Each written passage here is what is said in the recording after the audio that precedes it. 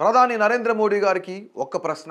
మణిపూర్ చార్ధాంపూర్లో నిర్వహించిన సభలో మీరు మాట్లాడుతూ మణిపూర్ దేశానికి మణి వంటిదని, శాంతి నెలకొల్పడానికి మీరు కేంద్ర ప్రభుత్వం మణిపూర్ ప్రజల వెంటే ఉంటామంటూ భరోసా ఇచ్చారు. దేశ ప్రధానిగా మీ మాటలు మెచ్చుకోదగినవే, కానీ ఆనాడు మణిపూర్లో రెండు తెగల మధ్య గొడవలు జరుగుతూ రాష్ట్రమంతా అల్లర్లు చెలరేగినప్పుడు, మారణకాండ జరుగుతున్నప్పుడు, ఒక స్త్రీని నడి రోడ్డుపై నగ్నంగా నడిపించినప్పుడు ఏమైపోయారు?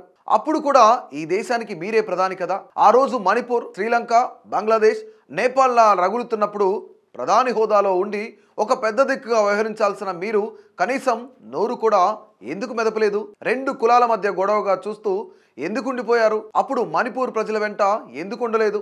ఈ రోజు మీ రాజకీయ సభలకు మాత్రం ప్రజలు కావాలి, అందులో మనం గొప్పలు చెప్పుకుంటూ ఓదరగొట్టాలి, అంతేనా? దేశంలో ఉన్న ప్రజలు బాగోగులు చూసుకునే బాధ్యత మీకు లేదా?